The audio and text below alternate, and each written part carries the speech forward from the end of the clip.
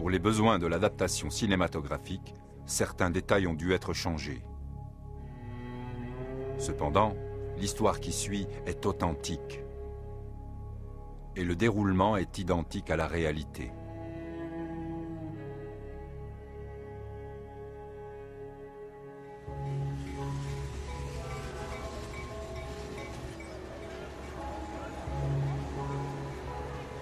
Ici, dans tous les voyages, nous faisons plusieurs arrêts en cours de route. Parfois, il y a des détours. Parfois, on est arrêté par des barrières. Mais parfois, on a aussi d'heureuses surprises. Vous vivez des instants que vous n'attendiez plus. Nous allons vous raconter un voyage de ce genre. C'est le voyage de ma vie. Mon nom est Dini Widianintias. Je ne suis pas une actrice. C'est de moi qu'il s'agit dans l'histoire qui suit. Je suis la vraie Dini. Commençons tout de suite ce voyage.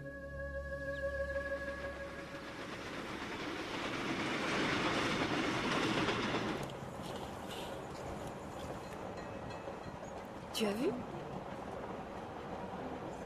Je faisais un voyage d'affaires. J'étais sur l'express Jakarta-Yogyakarta. Quand soudain, le train s'arrêta à l'improviste.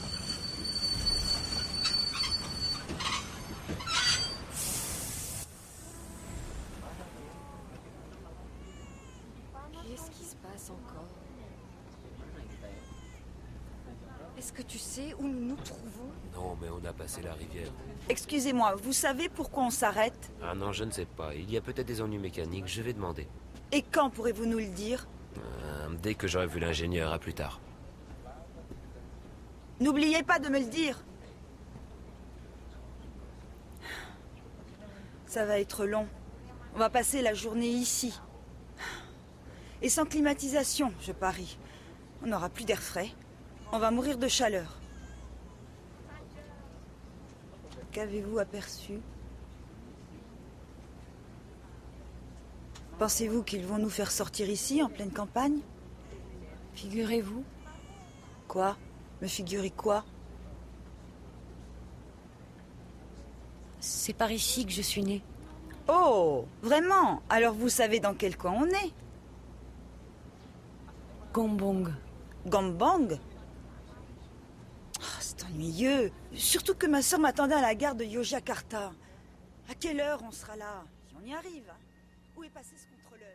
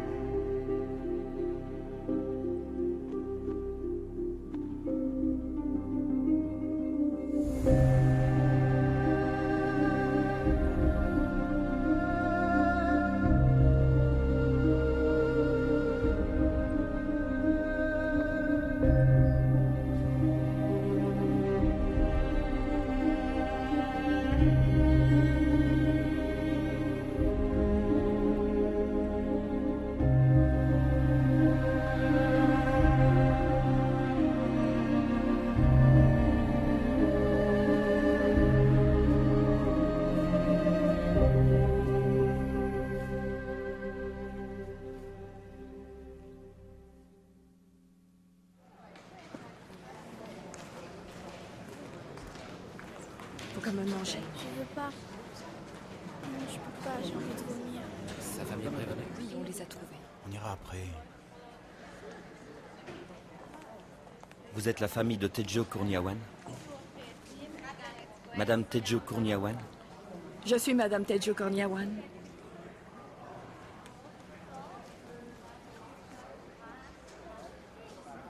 Votre mari a fait un infarctus. Un infarctus? C'est pas possible. Je comprends votre douleur, mais le rapport d'analyse de notre labo indique qu'il souffrait de diarrhée et de vomissements. Nous n'arrivions pas à comprendre ce qui s'était passé. Mon père semblait en pleine forme, et l'instant d'après, il était gravement malade. Et le médecin nous apprenait qu'il était mort d'un infarctus. Il était mort juste comme ça, comme s'il avait été foudroyé par un éclair. Moi aussi, j'étais foudroyée par cette nouvelle. Nous avons fait tout ce que nous avons pu pour sauver Monsieur Kourniawan, hélas. Sans succès. Croyez-le, je suis désolé. C'est pas vrai. C'est pas possible. Quel malheur. Que vais-je devenir? Que deviendra mon bébé? Je suis de tout cœur avec vous, madame. Je suis navré.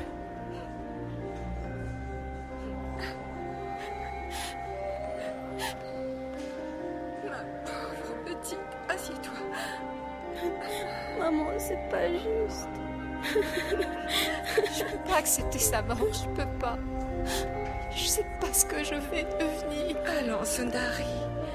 Ça va aller. Ça m'étonnerait. Allons. J'ai Calme-toi. quelque chose de très grave à t'avouer. Tout va s'arranger. Mon père avait pris comme maîtresse ma tante Sundari, la sœur de ma mère.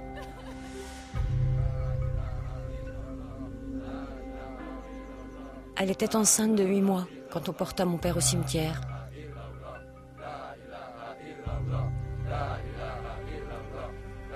Mais pour moi, le pire, c'était que ma mère aussi était enceinte. J'étais anéantie, je savais pas quoi faire. Je n'avais personne vers qui me tourner. J'avais toujours considéré mon père comme un héros.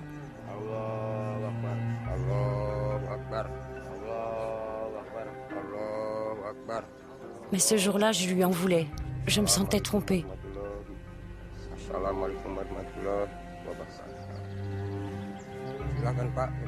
Je partageais les craintes de ma mère sur l'avenir de notre famille. Mesdames et messieurs, assalamu alaikum, que la paix soit avec vous tous.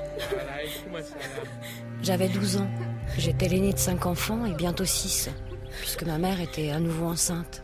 Nous sommes réunis ici aujourd'hui. Ma mère parce n'avait que jamais mon frère travaillé Tedjo hors de la est maison.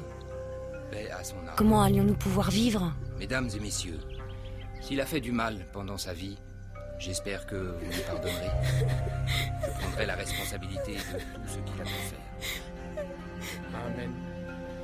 Wassalamu alaikum, que Dieu vous bénisse et vous soit miséricordieux.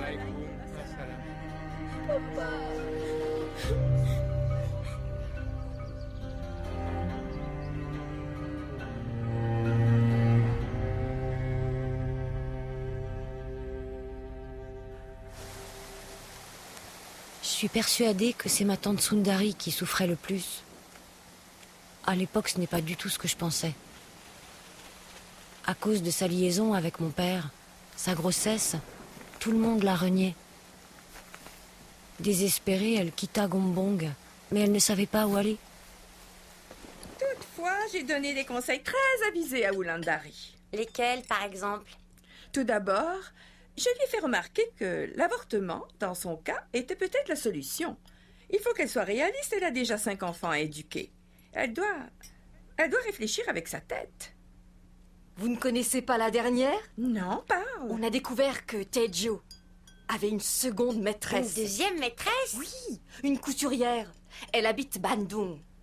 Et d'où tenez-vous cette nouvelle? Ting Sing Jaya, sa cousine. Elle est arrivée hier, elle me l'a dit. De quelle cousine il La s'agit? cousine qui a épousé un chauffeur de taxi. Vous voyez? Oui, entre les poulets et les coqs de combat, ça devrait aller chercher un certain prix. Elle doit avoir beaucoup d'argent. On sait qu'elle possède des tas d'immeubles dans le secteur. Mais ça ne comprend pas le studio de photo. Vraiment? Je Je t'assure. n'avais pas idée que ton frère était aussi un photographe de talent. Oh, mon frère avait du talent pour plein de choses. C'est vrai. Oui, surtout avec les dames. Qui ne connaît pas Tedjo Kourniawan? Oui, quand il voulait avoir une femme, il savait comment faire pour l'avoir.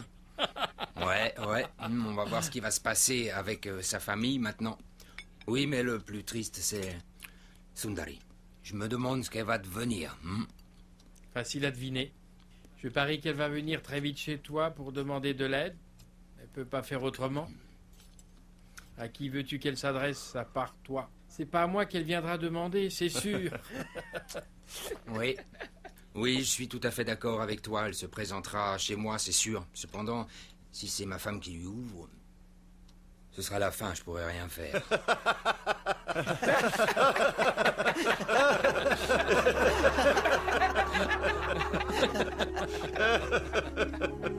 Les seules personnes sur lesquelles nous comptions vraiment pour nous aider se moquaient de nous et ce qu'ils disaient nous brisait le cœur. Tout s'écroulait autour de moi, je savais pas quoi faire. Je sentais au fond de moi que seul Dieu pouvait nous aider. Mais à ce moment-là, vous n'étiez qu'une enfant. Oui, je suis jamais revenue dans ce champ. Et puis enfin, la petite pension due à papa arriva. On a déménagé à Semarang. Ma mère avait ouvert une petite épicerie juste à côté de la maison dans l'espoir de gagner un peu d'argent. Mais elle n'arrivait toujours pas à joindre les deux bouts. Après un certain temps, elle décida de donner en adoption 2 de mes sœurs et un de mes frères. J'entendais aussi parler de tante Sundari. La vie était encore plus difficile pour elle. Après la naissance de son fils, elle s'était réfugiée à Sukorariu chez sa mère, ma grand-mère. 2 années passèrent, 2 années qui furent très difficiles. Oh, c'est belle, jolie. Hein, maman? Laisse-la dans l'eau.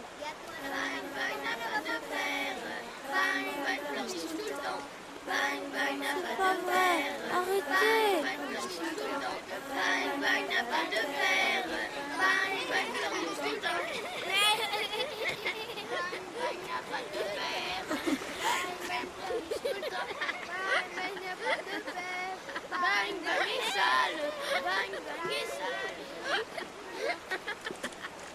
Allez-vous-en, partez. Arrêtez de vous moquer de lui. Allez-vous-en. Hé, pourquoi vous ne dites rien? Ce sont vos enfants, non? Ah, bravo.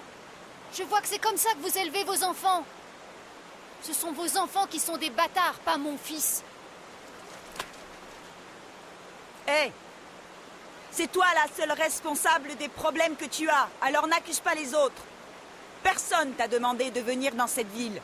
Tu prétends quand même pas nous donner des leçons, hein? Nous savons très bien élever nos enfants. Et toi, qui t'a montré à coucher avec le premier homme venu? Qui a fait ton éducation? Nous, pour faire des enfants, on a attendu d'être mariés.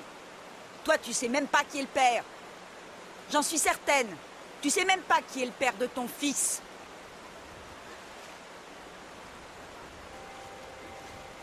Je suis sûre qu'elle ne le sait pas.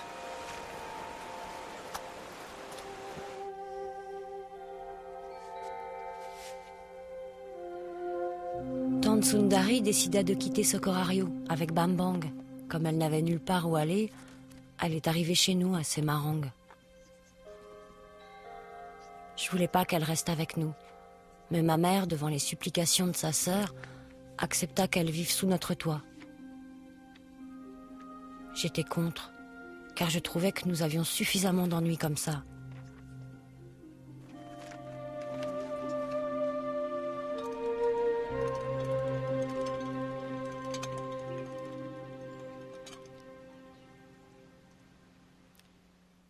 Il faut maintenant plier le linge, il est sec. Fiche le camp! Tu n'as pas à être là. Je t'ai dit de t'en aller. Je te déteste, je te supporte pas près de moi.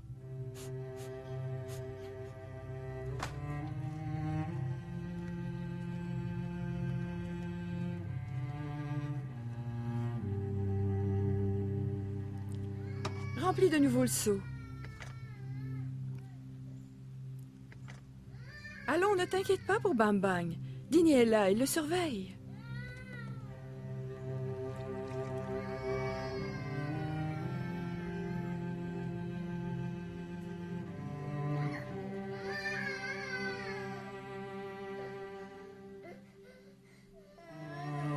Allons, mon chéri, allons, oui, oui.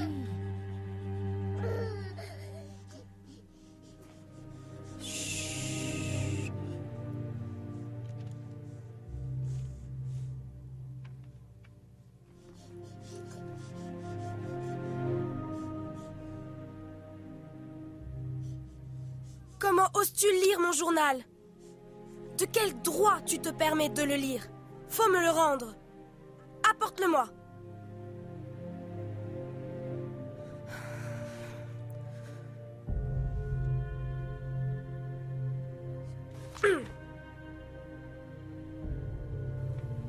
Voir ma tante Sundari en train de lire mon journal, c'était trop. J'étais très en colère. J'avais écrit des choses très cruelles à son sujet et au sujet de son fils, mais c'était la vérité. En tout cas, à ce moment-là, je pensais que ça l'était. J'ai dit à ma mère que je ne pourrais jamais supporter de vivre avec eux et qu'elle devait choisir entre eux et moi.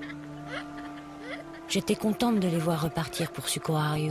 J'étais tellement en colère contre eux. La vie continua. Je pensais plus à eux. J'étais en paix. Jusqu'au jour où j'appris que ma mère avait des projets de remariage. Et elle n'en avait parlé à personne de la famille. La colère faussait mon jugement. Je réfléchissais et me disais, pourquoi prier 5 fois par jour? Pourquoi ne pas tricher à l'école? Pourquoi ne pas faire tout ce que je veux? Puisque de toute façon, je n'irai pas au ciel, car je ne peux pas pardonner à ma mère. La colère m'aveuglait à tel point que je finis par conclure que la religion ne m'intéressait plus. Je n'en avais rien à faire d'être poli ou bien éduqué. Je voulais être libre. Je voulais faire ce que j'avais décidé. Et je pris la résolution de ne rien laisser se mettre en travers de mon chemin, même la religion. Et une bonne note en mathématiques. Oui, on l'a échappé belle. Tu as vu les autres notes? Combien de points tu as eu? Le minimum. Elle nous a tous invités chez elle. J'ai commencé à me révolter contre tous les règlements. C'était ma première année de lycée. J'agissais en effet comme bon me semblait. Mais certains événements m'ont beaucoup marqué. Comme le jour où une de mes amies s'est retrouvée couchée sur le sol, dans une mare de sang. Elle venait de faire une fausse couche. Ou un autre de mes amis qui s'est fait arrêter par la police et emprisonné pour vol. J'ai commencé à me demander, est-ce le genre de vie que je veux réellement? Quand je vivais selon les principes de ma religion, je n'étais pas heureuse. Mais ma vie sans religion et sans ses règles ne me rendait pas heureuse non plus. Je ne voulais pas de cette vie-là.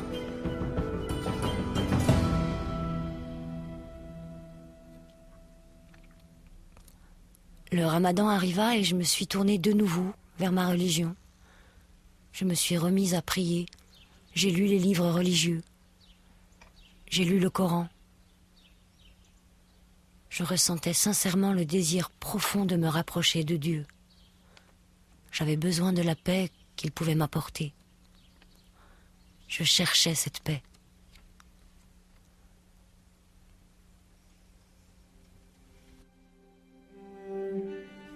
Je me suis préparée pour le tahajjud. J'avais beaucoup de questions à poser à Dieu.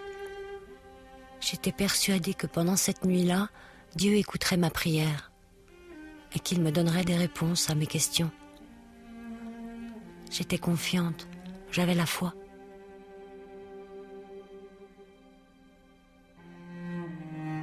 Allahu Akbar. Allahu Akbar. Je priais en récitant les versets que je connaissais par cœur. Assalam alaikum wa rahmatullah. Assalam alaikum wa rahmatullah. J'avais réellement le cœur brisé. Je suppliais Dieu de me répondre. Voilà. Tu sais que tout au fond de mon cœur, c'est à toi que je veux plaire et rien n'est plus important pour moi. Je te suivrai là où tu iras, alors montre-moi le sentier où je dois aller. Réponds-moi, je n'en peux plus.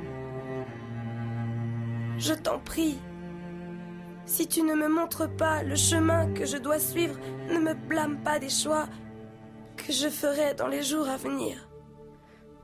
Ton silence signifiera que tu es d'accord pour que je vive comme je l'entends. Seulement, si tu décides de me montrer qui tu es vraiment et ce que tu me réserves dans cette vie, alors je peux te dire que je suis prête à t'obéir sans poser de questions, en toute confiance.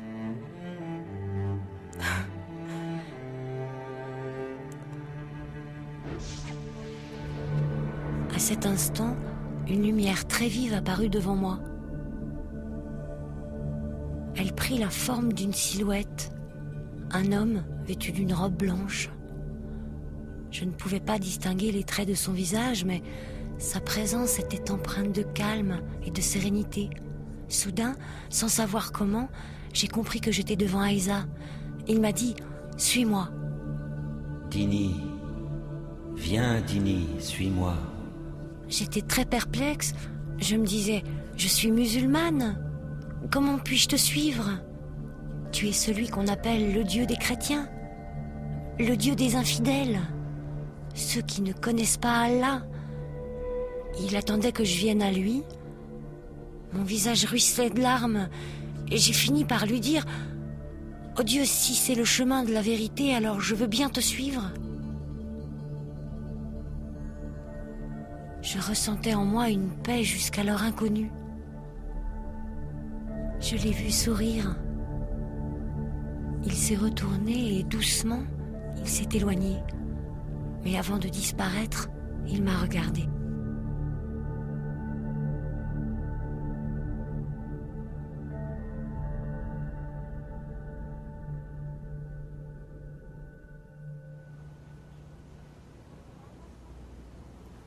J'espère que vous n'êtes pas offensé par mon récit. Ce qui s'est vraiment passé, je l'ignore. Mais en tout cas, ça vous a marqué profondément. Je ne serai jamais la même, c'est sûr. Il n'y a pas un jour où je ne pense pas à ce que j'ai vu. Je comprends ça. Et ensuite, que s'est-il passé? Je me suis mise à chercher un chrétien. Je n'en connaissais aucun dans mon village. Mais je savais qu'une famille chrétienne vivait dans un village voisin. Et j'y suis allée. Mais ils avaient peur au tout début car je demandais une Bible. Et puis ils me l'ont donnée. Je me suis mise à en lire quelques pages tous les soirs. Évidemment, je ne disais rien à ma mère, je lisais en cachette. Mais elle a fini par découvrir ce que je faisais la nuit. Oui, une maman le sait quand son enfant a des secrets. Que s'est-il passé ensuite? Elle a vraiment tout fait pour que je change. Elle a pleuré, s'est posé des questions. Elle se disait qu'elle était une mauvaise mère et que tout ce qui arrivait était de sa faute et que son mariage était la cause et que je faisais ça pour me venger. Et les autres, qu'est-ce qu'ils ont dit?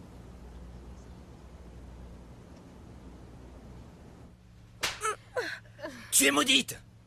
Tu ne fais plus partie de la famille à partir de maintenant! Arif, ne sois pas aussi dur. Donne-lui un peu de temps, elle finira par retrouver son bon sens. Du bon sens, il faudrait que cette petite idiote en ait! Cette affaire a été trop loin. Bien trop. C'est fini. J'ai fait une promesse à Dieu. Je lui ai dit que s'il me montrait le chemin à suivre, je ferais ce qu'il me demanderait. Vous êtes ma famille et je ne veux pas vous embêter ou vous blesser, mais ma décision est prise, mon oncle.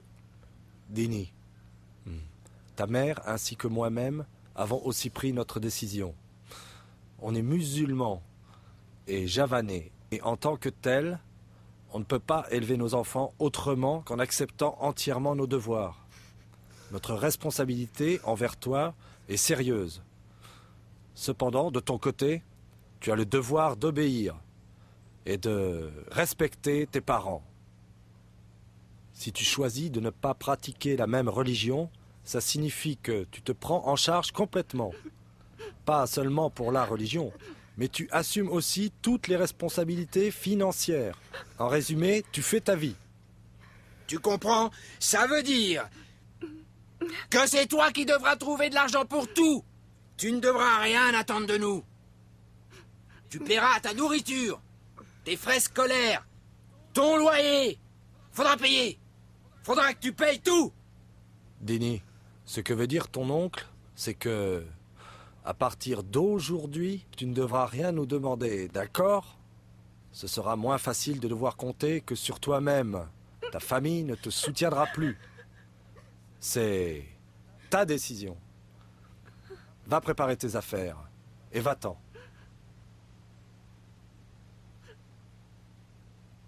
Fais vite.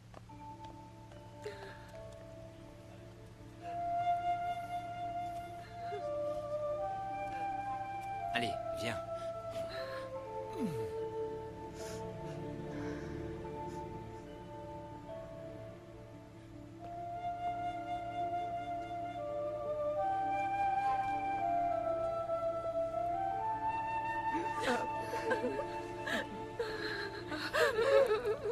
Je ne sais pas comment j'ai trouvé la force, mais j'ai quitté la maison et je me suis installée dans une autre ville appelée Solo.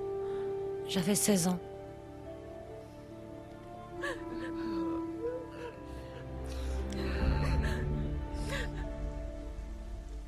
J'ai loué une chambre et j'ai trouvé une école où j'ai pu reprendre mes cours. Je voulais devenir assistante sociale. J'avais déjà fait 1 an d'études à Semarang. L'administration de l'école à Solo m'accepta sans poser de questions. J'ai trouvé un travail d'étudiant. J'allais travailler après les heures de cours et j'ai réussi à m'en sortir. Je me disais aussi que je pouvais toujours demander de l'aide à ma grand-mère.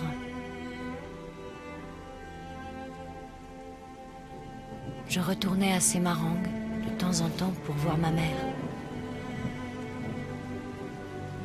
J'ai vécu 3 ans à Solo. Quand j'ai obtenu mon diplôme d'assistante sociale, j'ai trouvé un travail à Semarang.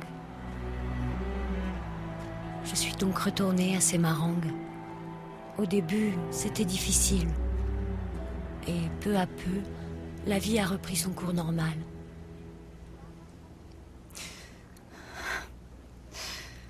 Quel soulagement ça a dû être. Toutes ces peines doivent être oubliées. J'imagine que votre famille a eu du mal à vous pardonner. En fait, celle qui a eu le plus de mal à pardonner, c'est moi-même, je l'avoue. Ce fut très dur. Je croyais que tous les chrétiens arrivaient à pardonner plus facilement. Oui, c'est vrai. Mais la distance entre les deux était très longue. Entre ici et puis ici.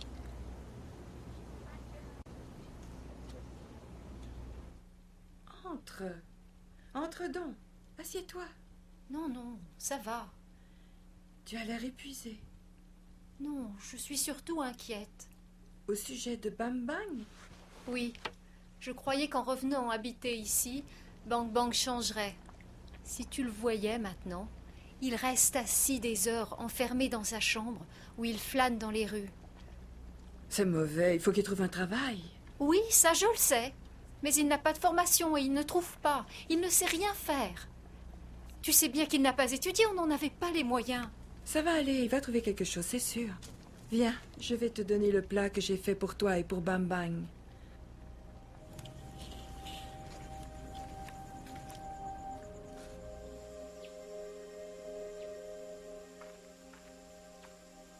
Assalamu alaikum.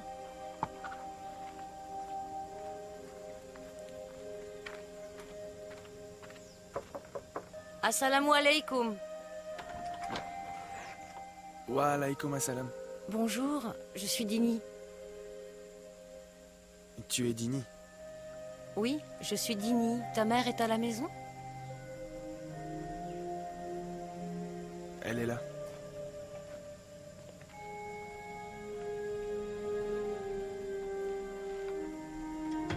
Maman, Dini est ici. Dini? Ma tante. Oh. Assieds-toi. Merci. Tu bois quelque chose? Non, ne t'en fais pas. y a quelques jours, j'ai entendu une conversation entre ma mère et toi. Je me suis très mal conduite. Si tu savais ce que j'ai honte. Je t'ai tellement maltraitée, je suis désolée. Pardonnez-moi tous les deux. Ça ne fait rien, J'ai Dini. tellement honte. Je me sens si moche, si tu savais. Je t'en prie, tu dois me pardonner pour toutes les choses méchantes que j'ai dites ou que j'ai faites à tous les deux. Je suis désolée. Allons, Dini. Je t'ai pardonné depuis longtemps.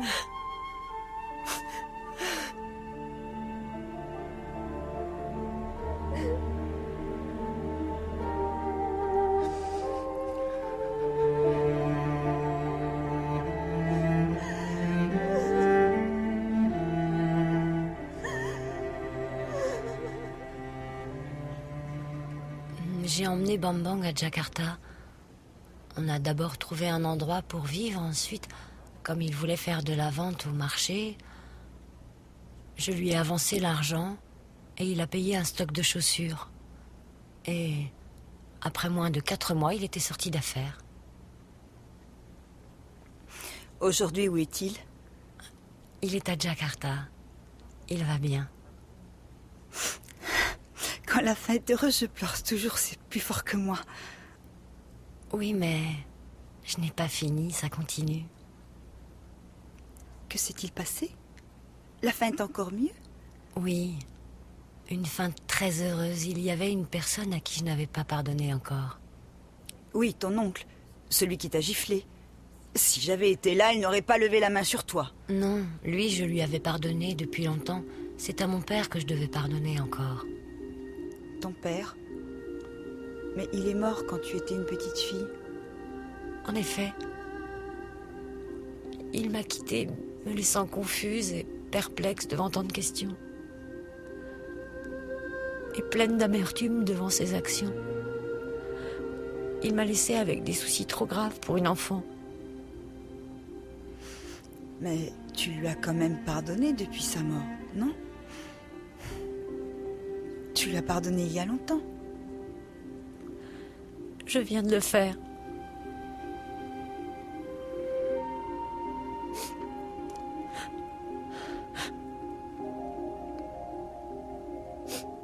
Vous voyez le cimetière qui est là-bas au bout du champ?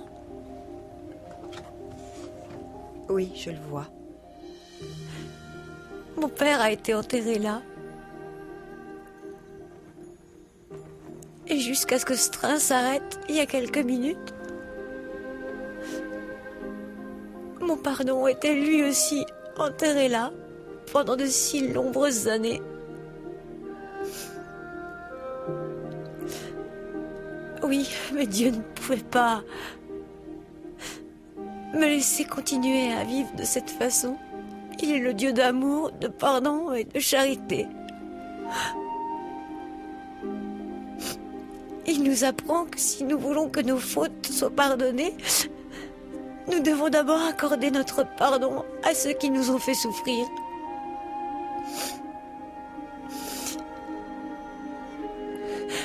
Tout en vous racontant mon histoire, je me suis souvenu que mon père m'avait toujours montré qu'il m'aimait vraiment. Et moi aussi, je l'aimais profondément. On a passé de bons moments, vous savez. Et c'est ça que je dois me souvenir, que de ça. C'est comme si Dieu avait fait arrêter le train, uniquement pour toi. Oui, c'est aussi ce que je me disais. En réalité, c'est comme si tu connaissais Dieu intimement, comme si Dieu était un ami proche. Cette fois où il est venu à moi, il m'a dit de le suivre. Pour être franche, je n'ai pas toujours su où il m'emmenait, en fait. Oui, mais j'avais confiance. Je pouvais lui faire confiance pour m'emmener là où Je devais me rendre. Et je ne le regrette pas.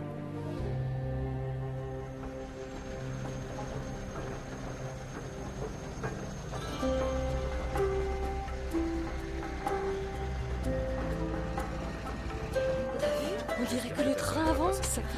J'espère qu'il va pas s'arrêter. Ça y est, le train repart. Oui. Le train avance. Oui. On repart. Et l'air climatisé a fonctionné. Ils n'ont pas arrêté. Peut-être que ton histoire finit ici. Qui sait? Moi, je pense au contraire qu'elle commence. J'espère qu'elle se terminera dans le bonheur.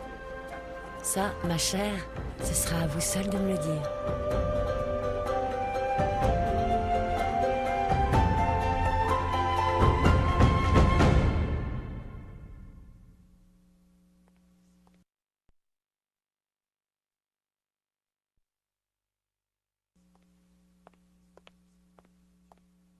Quand des personnes pour lesquelles on a une grande estime nous déçoivent, on est malheureux et triste. Notre confiance en ces personnes s'évanouit immédiatement, car ils ne sont pas à la hauteur de notre admiration et ne méritent pas notre confiance. Ce qui est pire encore, c'est quand on a plein d'amertume. Plus la personne a une place importante dans notre vie, plus notre déception sera grande.